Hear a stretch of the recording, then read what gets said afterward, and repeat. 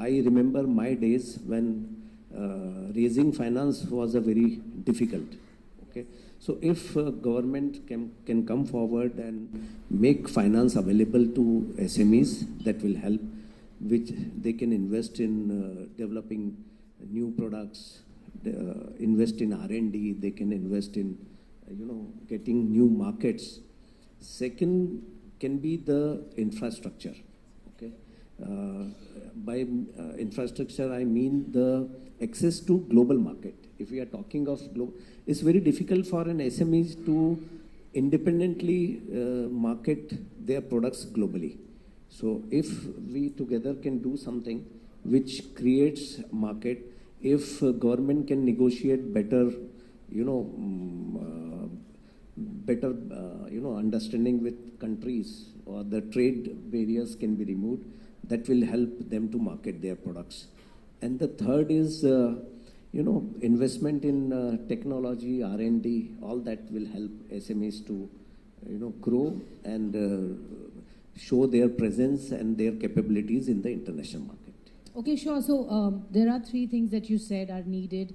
And I guess the government again has shown its intent in terms of the funding bit, which you said I think is the most, or the financing bit is the most challenging one. But I guess we are slowly but steadily getting there. So there is an opportunity as you talked about.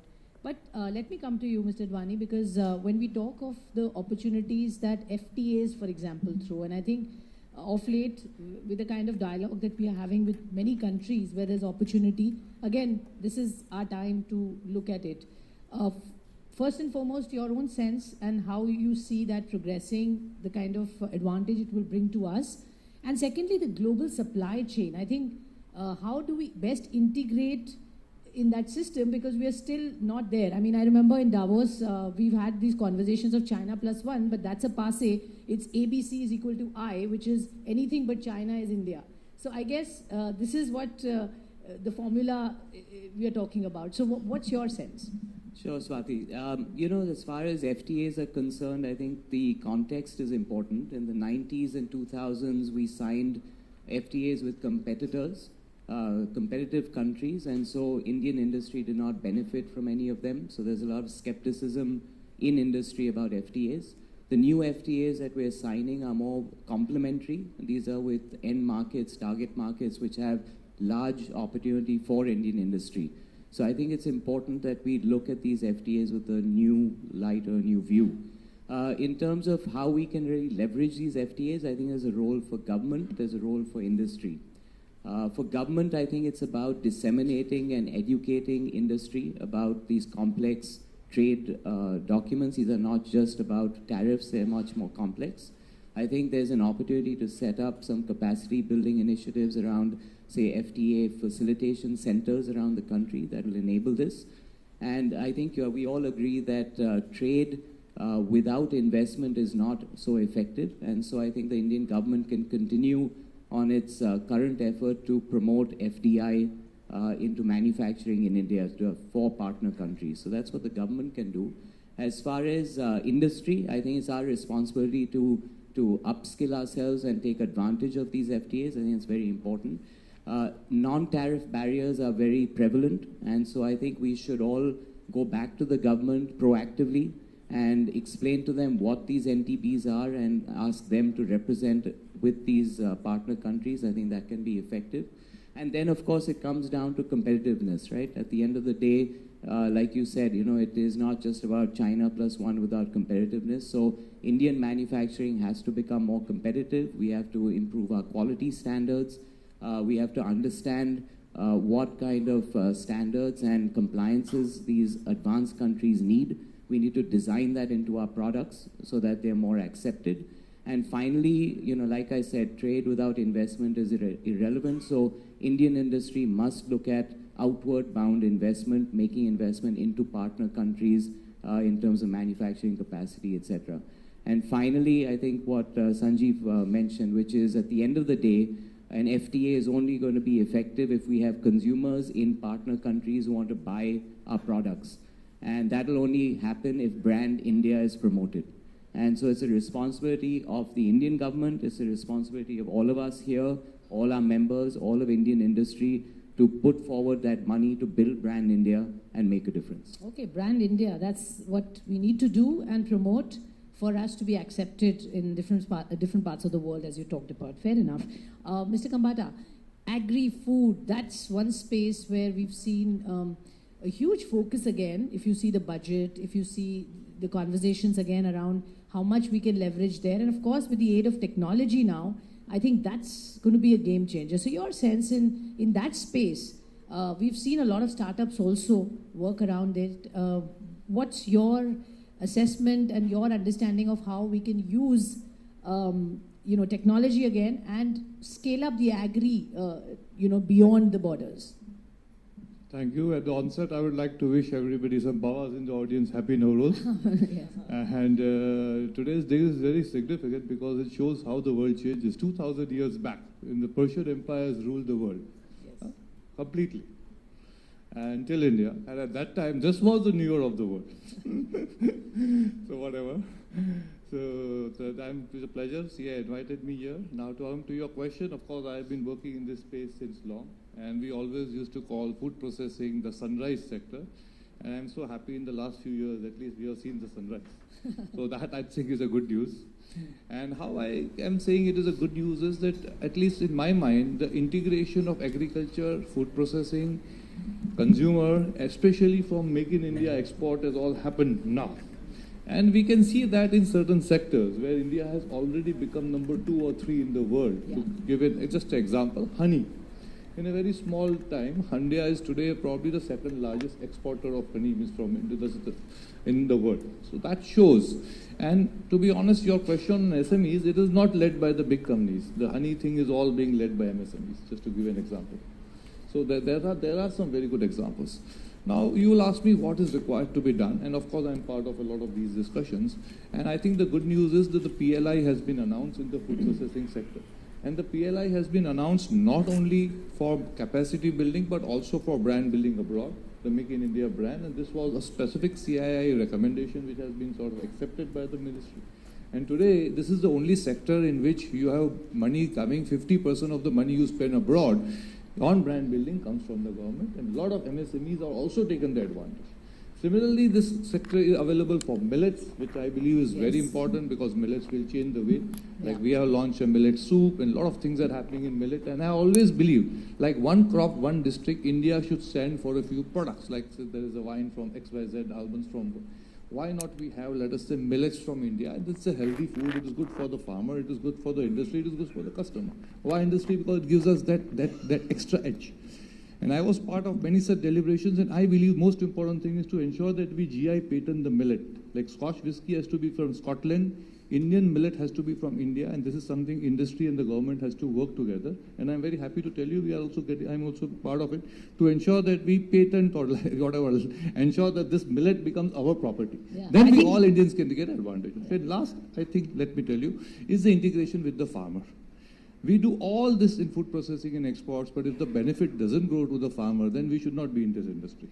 The whole idea of us being, I'm not preaching on a politician at all, but if the farmer doesn't get double the income or more income, why should he grow? And if he doesn't grow, farmer will become extinct, industry will fall. This is happening in developed markets. Nobody wants to grow. If nobody grows, where is food processing happening? Okay, we are not going to grow.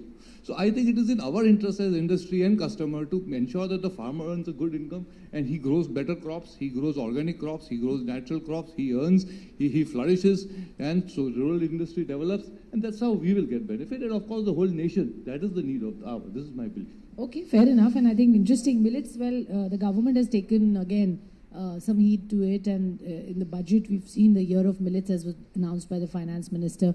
Mr. Bajaj, now, talking about the digitization space, and I think there's so much that's happened, and the way we do business has been completely transformed. In many ways, COVID aided us to adopt technology in a way where now most people are not savvy, but they are aware of how to handle technology and do business, meaningful business with good productivity and efficiency. Now, how do we leverage that bit? And especially when it comes to financial sector, I think the game has changed with the globalization that we're talking about. Your sense and your vision on how technology will aid the whole financial sector. What will be the new age form of, when you lose the physical money, but it is all going to get digitized, what's the future looking like? See, there are times of discontinuity which create tremendous opportunity. If you look at the last 200 years, countries like us have basically imported technology, imported innovation, and produced products, services towards that. A large number of standards have been created in the global West, and the rest of the world has followed those. But times of discontinuity create opportunity for innovation and a chance to reset.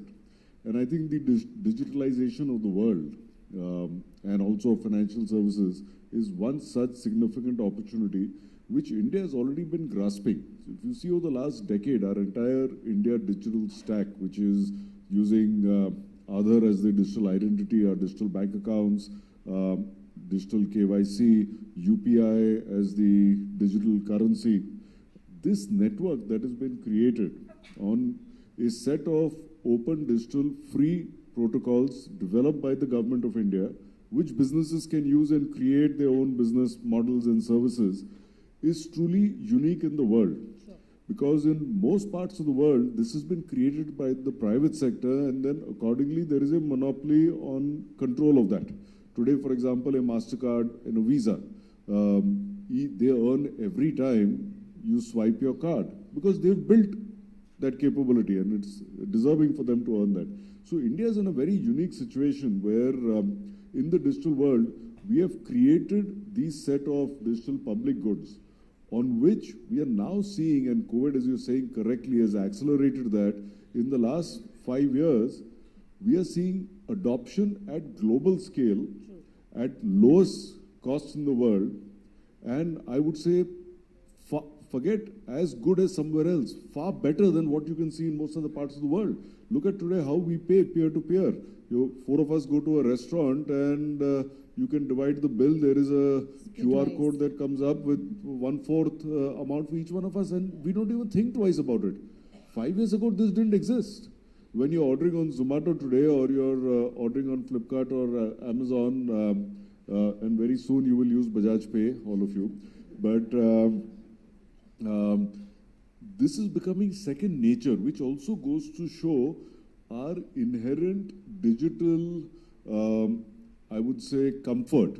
And this is not just for the youngsters over here.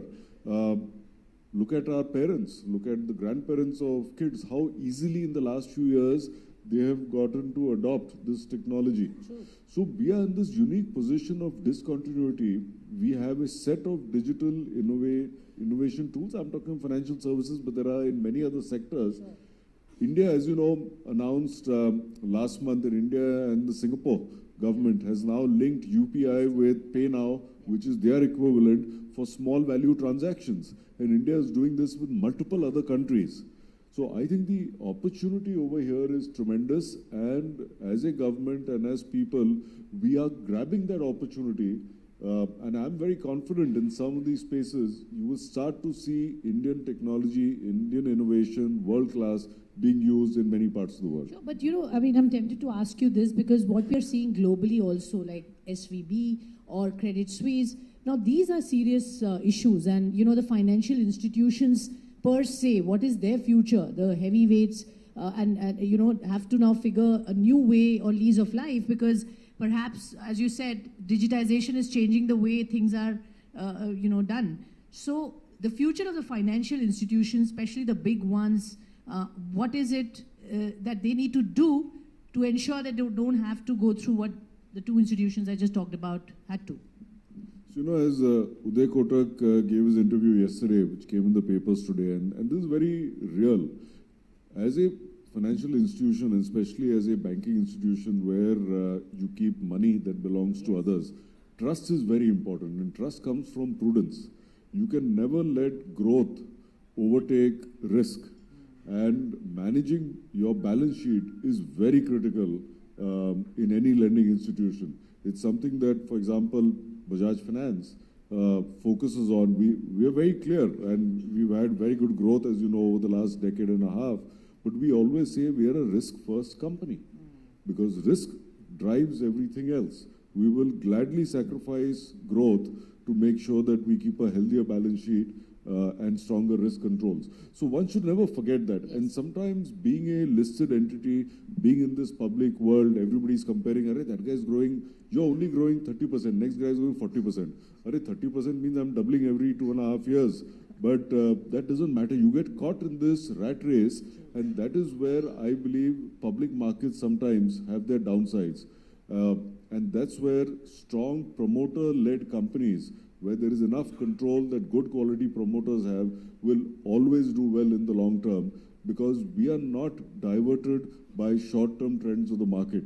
We want to build businesses, not only to make money, everybody wants to make money, but to build credibility, to build something for our nations. And that's what differentiates good quality companies from others. Okay, fair enough, and that's a good point on the trust that really makes all the difference here, and we need to keep that intact over risk. Mr. Sinha, we talked about the PLI schemes and so many different avenues that the government is trying to, again, work on to push exports, right? Now, the global volatility and the global gloom and doom, India, of course, is a shining bright star, as we see, but where do you export? I mean, where is the demand globally? So, in that context, right now, do we see this as an opportunity to maybe build inwards and, you know, service the domestic market, and maybe later on look at exports as an opportunity? And eventually, if you were to look at India to become the export hub, especially when you talk of smart meters or energy-related infrastructure or hardware, where do you see the role of the government in pushing it, and how geared up is the industry right now, sir?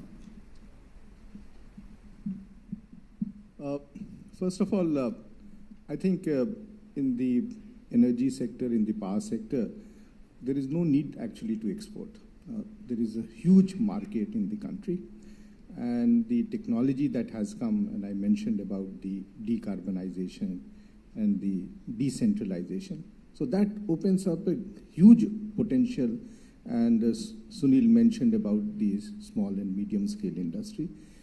Just to give you an example, India has 600,000 odd villages. If you can set up microgrids in those places where you generate electricity, the technology today is there because you can generate locally and you can supply locally.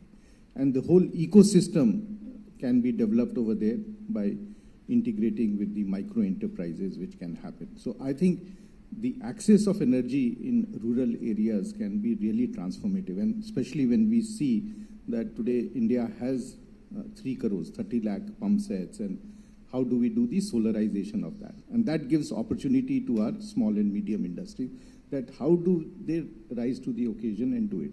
You mentioned about smart meters. India has one of the largest number of meters in the country, 25 crores. So 250 million is a huge number. And today in the country, we do not have capacity even to manufacture 2 crore meters, leave alone.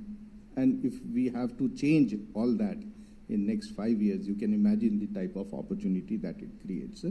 So the whole ancillary industries that can be developed, and these are all, again, small scale and medium scale industries which can. So I think the opportunity that is being created under PLI is more to meet our inside requirement, because most of these things we were earlier importing. Most of it was concentrated in one country from where we were getting import, not only India, but also globally they were supporting. In fact, many of the things, and nearly 80 to 90% import happens from that country. Sure. Okay. And I think whether it is for batteries or it is for any of the solar panels, any of the equipments, everything comes from that country. And for us, if we start looking inward and say that we will develop our local skill sets, we'll develop our manufacturing capability, we'll develop our own capabilities to do that, I think Sure. we are good for next 20, 30 years. Okay, so intent is there. We would like to do it. The problem is whether we have capabilities to do it. And Mr. Advani, I would like to ask you that, because as an OEM, when you said that, you know, we need to build our supply chain, our partners who can provide those inputs, do you rely a lot on the Indian MSMEs in that sense? Or you still feel there is an issue, or we need to really work harder on getting the quality right? Because, you know, there is still a bit of a gap there. And when you say that you need that to be built here, what needs to be done to be able to build that? Sure, Swati. But just before that important point to Sanjeev, Sanjeev, we're really looking forward to Bajaj Pay. But there's one important thing, that all presidents and ex-presidents of CII are not allowed to divide their restaurant bill into 2, 3, or 4. So please continue to buy us your good meals, yeah? The Marwadi in me doesn't say. So sorry, Swati, back to you. You know, I made a mention of it. You know, to succeed in global value chains, we need to build a domestic ecosystem, because simply importing components and converting them into finished goods and trying to export them, we will never be competitive. So what is the issue there? One of the issues is that we have an inverted duty structure in many products. Our trade policy is not balanced for exports, very frankly. You know, we have become very conservative and protective in India about imports. I think we need to rethink that if we want to engage with the global world. What we need to do is we need to work as large OEMs. We need to make the investment along with our ecosystem, which are combination of MSMEs and combination of technology companies, work with them to build that domestic capacity and production, and support them in quality, in standards, in compliances, and really carry them with us as we move outside the country. So I think it's a very different approach to how we have to go to market. And I'm not sure that many of us have thought through that fully. Okay, so you're saying we're not ready yet to the levels that we should, right? That's right. Okay, so there's a lot of work we need to still do. Mr. Chaudia, that brings the question to you as MSMEs, and you know the need of an OEM and what we need to do to build a world-class product. I think the uniformity, which again Sanjeev was initially talking about, and I agree, it's not there fully. But when do we get there, and how do we get there? That becomes a big challenge, because it also involves a lot of cost, and perhaps that is one hindrance why we don't get the kind of quality that we need. So how do you bridge that, and how do you work around that? So, you know, I have seen some models. My answer will be extension of my answer to the first question. Japan has done long back, one district, one product. Similarly, I have seen similar model working in Thailand. In India also, without much noise, without much hype, there are places where certain products are made without big noise. There's a small place in Maharashtra, Ichalkaranji. They produce best quality of tensile testing machines. Sorry? Tensile testing machines, equipments which are used for, you know, material testing. Okay, there are certain districts in Gujarat who do it very well in CNC machines, and earlier they used to make lathe machines. There are some places in Punjab who do the same.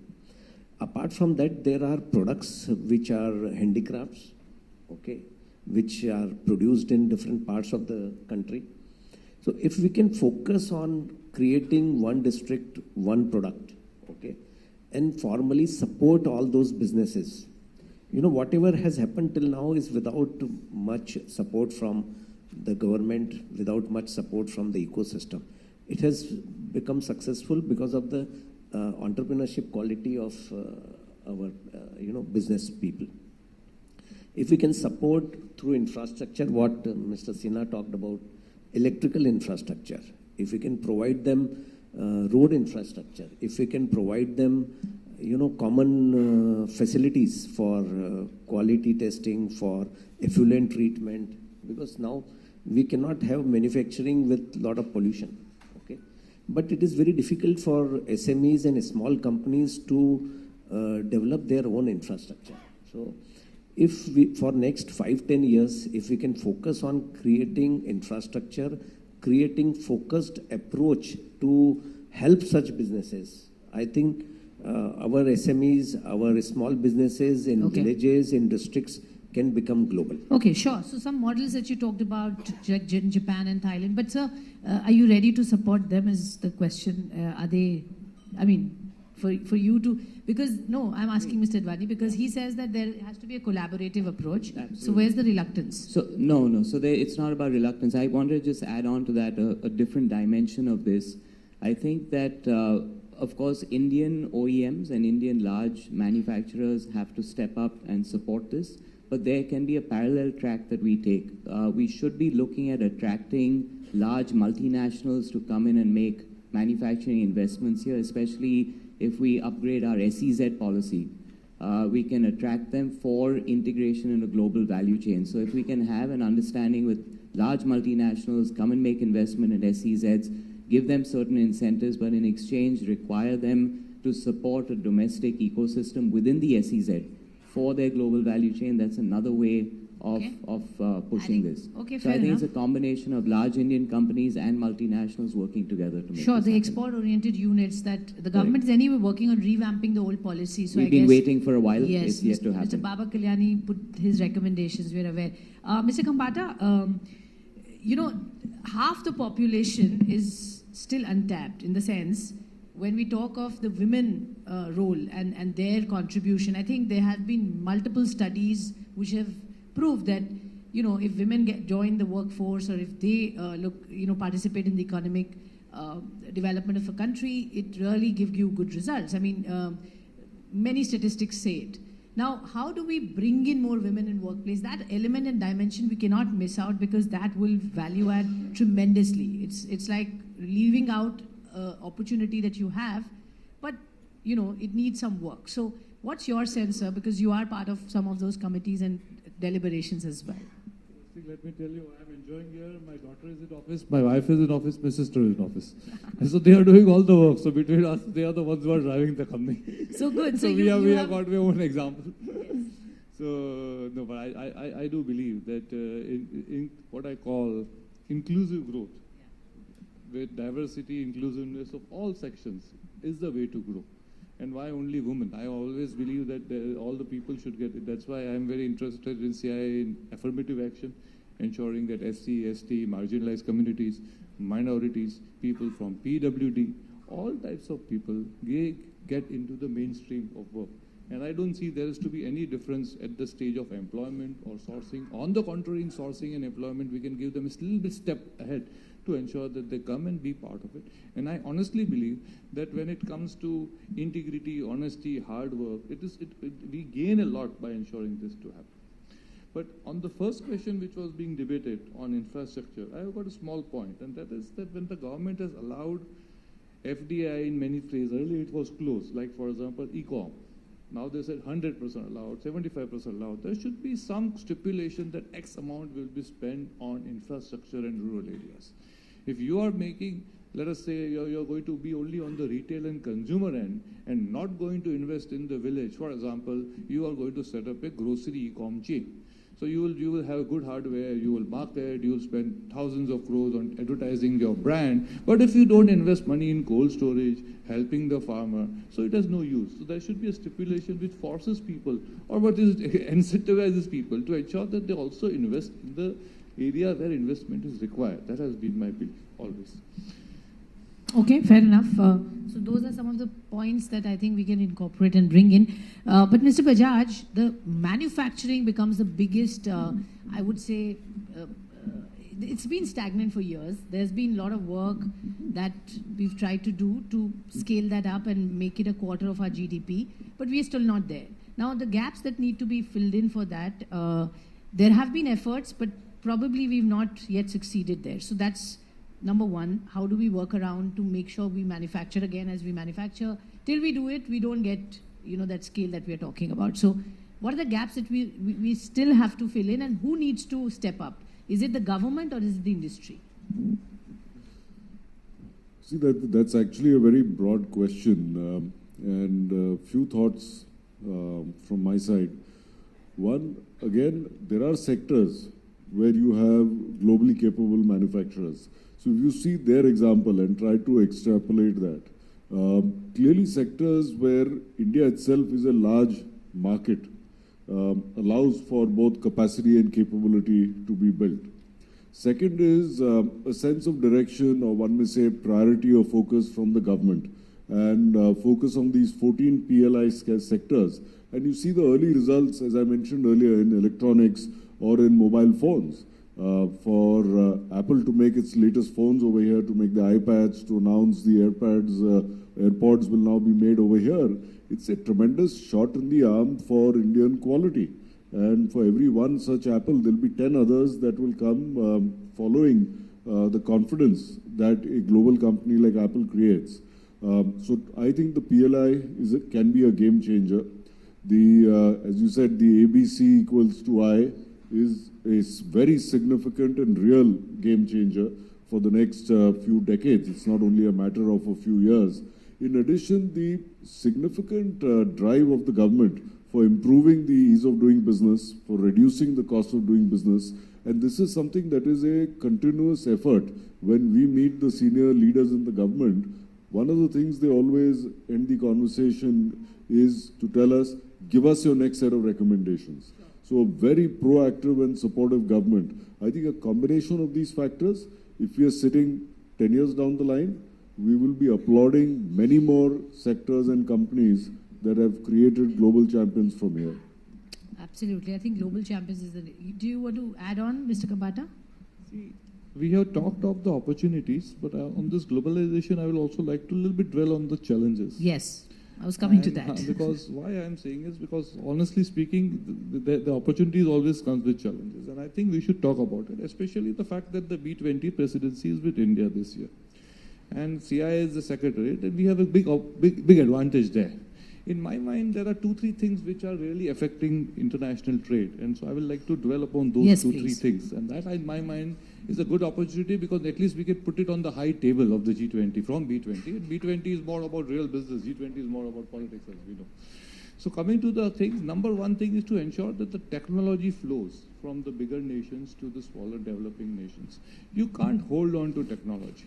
We have seen in this vaccine what happened. 2 companies, 3 companies holding the technology. And what happened? On the contrary, I somehow believe that this vaccine technology would have reached a lot of people, like the AstraZeneca reach. We were able to save lives. Why not the other technology was able to reach? Why not more manufacturing? Similarly in medicine, similarly in agro. Now, for example, there is a huge need for making fertilizer-free, chemical-free crops. Now, few companies are sitting on that technology. Why can't we broad-base it? Why can't we open sources? And how do we ensure that at least in sectors which really affect the common man, which really affect agriculture, climate, health, there has to be this. And I think this is what this 20 nations can achieve. Not 20 actually, if you put Europe it is more. Can achieve together that how do we ensure that the technology comes free for I would not say free, everything comes with a price, license or something, but it is accessible at the time so that the development comes together. Sure. Number 2 is that I somehow believe that India is at a unique space that because when the world developed, there was no fancy about this sustainable goals and all these things. Now we have to develop with these goals in mind. Yeah. But I'm very happy with that. But there should be one more goal, I somehow believe, and that goal has to be goals on employment of PWDs, affirmative action, what I said earlier. It can't be just other development goals in terms of sustainable inclusive goals. And inclusiveness should also be part of this, what I call growth and the agenda. Third important thing which I have been part of many dedication is there are barriers, there are trade barriers and there are unfair trade barriers. I never have minded trade barriers, but I definitely have a problem with unfair trade barriers, and I'll show you right and concrete examples. The day we see that certain agro crops increase the exports from India, suddenly they find that there are some issues with the quality here and there. Till then there were no issues. So it is very clear that there are unfair trade barriers happening, and which is to a complete disadvantage of countries like us which are developing because we want to grow in this market. Sure. Now suddenly, so I somehow believe the way out, at least in my sector I will tell you, is that most of the time the barriers are in terms of specifications. As I told you, it is just to show you call face. So if we can ensure that internationally all the countries use one standard, which is the Codex standard. Sure. So no, there is one standard. Every country there is a Codex standard. So everybody says we'll adapt that that standard. So if mango has a certain requirement, suddenly mango export grows, they can't stop it. They say, we will not follow, you say, excise a country standard. We will follow the Codex standard. Let India also follow the Codex standard. But then what happens? The same will happen for India also. If we also want to put a barrier on some crop, we can't, because we also have to follow Codex standards. So what I'm saying is a pretty normal thing. And this is happening in almost many industries. This type of unfair trade barriers. Somehow G20 has to come together to remove unfair trade barriers, and which will be a great help for industry. Okay. So these are the things I want to leave on the table. Absolutely. So great points of where we can, plug the gaps and work towards globalization, as you talked about. Mr. Advani, your inputs on the kind of challenges, and that's exactly where I was coming from. We've talked about the opportunities, but where do you think now we need to do as an industry, or for the government now to look at it? Very pinpointed points that we can, throw or talk about. As Mr. Bajaj was saying, that government is proactively listening to every time, give us a set of recommendations, and I must congratulate that majority of them were taken up in this budget. We discussed it. So clearly they're hearing, they understand. So what are some of the points that you would like to make here? So 2 points, Swati. One is as far as, and I prefer to look at the opportunity side. I think that I think the government and industry can work together on R&D incentives and really pushing R&D. We spend a lot on R&D as a country, more than we have imagined, but yet it is not being put to productive use. I think there's an opportunity to divert some of that public spending in R&D to make it public-private partnership investment, so that we build marketable products and solutions that can compete globally. So I think like a PLI, we've been talking about some kind of R&D linked incentives for the private sector that can be a game changer. So that's one thought. The other one is very different. It is technology related but different. It's an opportunity in my mind. Like Industry 4.0 technologies are revolutionizing manufacturing. When you apply those technologies to trade, what we call Trade 4.0 technologies, again, there can be big disruption. Okay. What do I mean by that? If you just imagine you implement AI or 3D printing or robotics into Trade 4.0, into that technology, it can significantly change the competitiveness of a country and therefore redirect trade flows. Now, India is in a unique position. We are at the cutting edge of Industry 4.0 technologies. We understand it as an industry, as people, as software services industry. If we can channel that competitive advantage in technology that we have, apply it to trade, there's a real opportunity to divert some very large trade flows towards India and really move us out of this 2.5% of global trade that we're stuck in. So these are just some thoughts that I have. Okay, fair enough. Some interesting points that the government... We will, sir. We'll just finish this and then we'll talk to the audience. Yes, sure. Mr. Charya, your points on MSME, lots been done. You said there are 3 things that we need, financing, infrastructure, etc. But what next? I mean, has government done its bit? Now the industry has to scale up. Where is the gap? As it is emerging from the discussion, everyone is saying, and we are all seeing the opportunities. We are all seeing the Indian market is also there. Global market is also there. People are looking for China plus. Okay, so opportunities are enough. I think the only caution we as a country should take, that this opportunity is not concentrated in few hands. This goes to many more companies, many more people. It goes, the opportunity should be available to entrepreneurs and business people across the country. Okay. And I think that is very important. And where the role of government is very important. Okay, so this opportunity should be available to many more companies, which will solve the long-term problem of our country. Sure, I think, the companies can scale up. So it will also reduce the divide between the big and the small. The big and the small, and we will not have social problem going ahead. Fair enough. Mr. Sinha, green energy, that's the theme we're leading. We talked about it, but some of the things that you think now need to be done to concretize what we've announced so far and get on to the action plan. Where do you think the government needs to now participate? I think of the very many things that is happening in the country, there is also a disconnect between the federal government, the central government, and the state government. And I think many of the things that the other panelists spoke about, that all the right signals are there, right opportunities are there, but why are we not able to move at a much faster pace? So this is the decade of the country, and there's so much that can happen. And so is and there are many sectors where it is the delivery has to happen in the states. So whether it is in land, or it is in the industrial sector, or it is in education, health, power, these are all in the concurrent list. And until and unless the states also come on board, the speed of change that is has to happen is not happening.